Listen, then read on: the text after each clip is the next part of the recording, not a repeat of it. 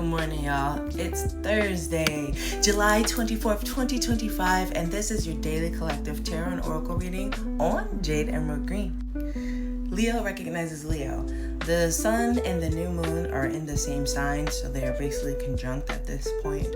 Both the sun and the new moon are trine Saturn and Neptune. Saturn and Neptune both being in Aries, of course, and that retrograde aspect. And then we also have sextile to Uranus and Gemini and opposition in Pluto. What does this all mean? Well, it's basically saying it's complicated. Of course, for the new moon, we're supposed to set our new intentions for the lunar cycle. I believe the next full moon is going to be on August 9th. So, you want to kind of map out what it's going to look like during that time.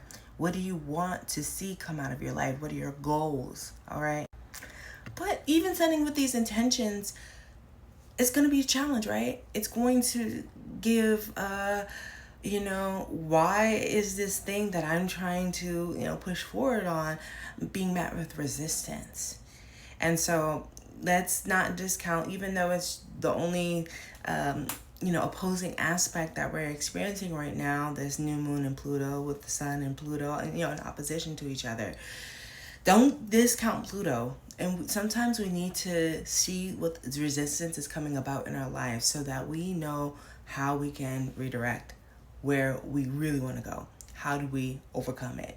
That phrase, you can't go above it, can't go under it, can't go around it, gotta go through it. This is the quote of the day. That is an analogy for this transit or these series of transits. I think as long as we're being solution oriented to the problems that we are experiencing, we're going to be okay. As long as we keep focused on the goals that we're setting and seeing those through, we will be okay.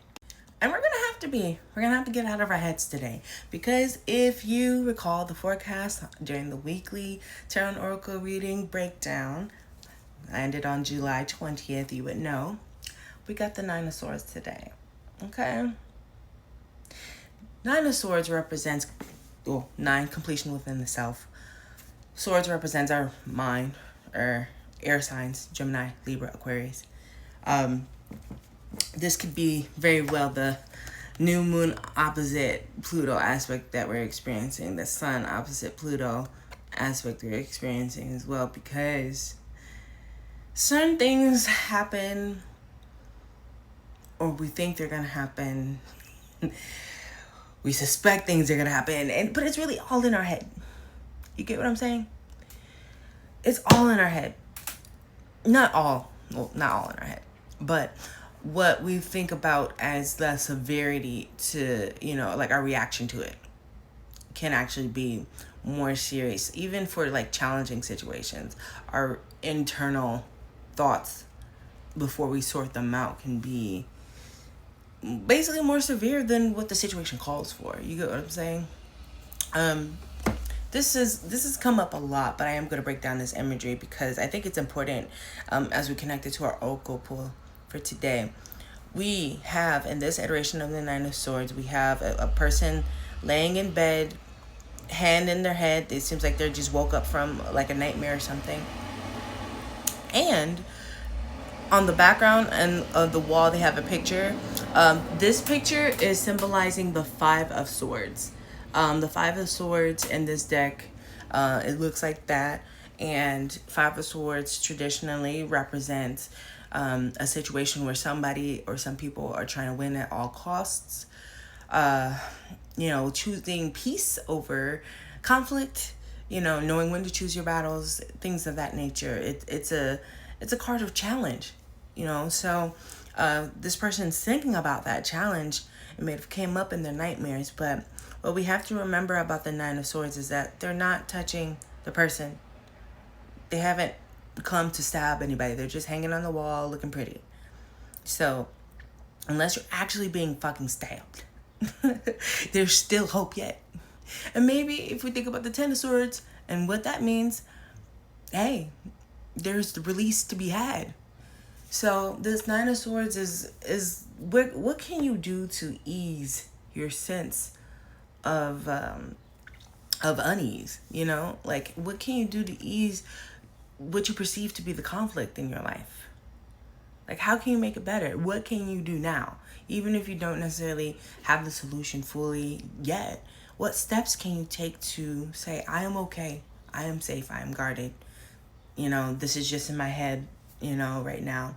Or if it is, a real challenge, but the solution or the outcome hasn't come out yet, how can I think of positive outcomes as opposed to thinking all is lost and thinking only of the negative or worst case scenario type of outcomes. And that's important. It's important to challenge yourself from like completely going ape shit or completely saying fuck everything. You get what I'm saying? Or this is hopeless. There's significance in honoring your sacred sense of rage. And we have Medusa here. The Libyan goddess of rage, of our sacred rage, the shadow of rage, right? Not all anger is bad. There is sacred rage. There is justified anger present in this world. It is the catalyst to matters of justice being pursued. Righteous anger. And sometimes when we experience injustice in our lives, we have to ask ourselves, like, how do I honor my rage without being vengeful,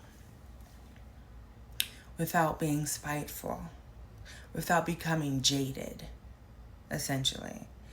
As Medusa's misunderstood based off of her mythology as just being some evil woman. But it's like, hey, no, a woman scorned, that ain't nothing to play with. It's nothing to play with at all. And through this new moon, I think it's really important. Like, yeah, how does your rage inform your mission? How does your rage inform how you're going to meet your goals? What injustices have you experienced that have caused you to set really high ideals? I'm going deeper into this today because I am not usually called to be so personal. This is for the collective after all. But this, I feel like is speaking to my micro, speaking to my my personal sense of sacred rage. I experienced a situation where there were some untruths being said, untruths that were so severe that it threatened my safety. I think with certain things that happen, we ask ourselves why. We get in our head about it. We think of, why do people want to win at all costs?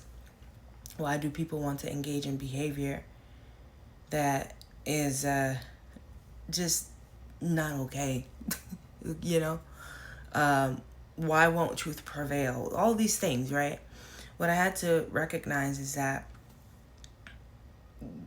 the swords were still just hanging up on the wall. And even if they had penetrated my body, that it would be releasing me from something that was no longer serving me. From this situation, I have channeled my sacred rage into being of service. Acts of kindness.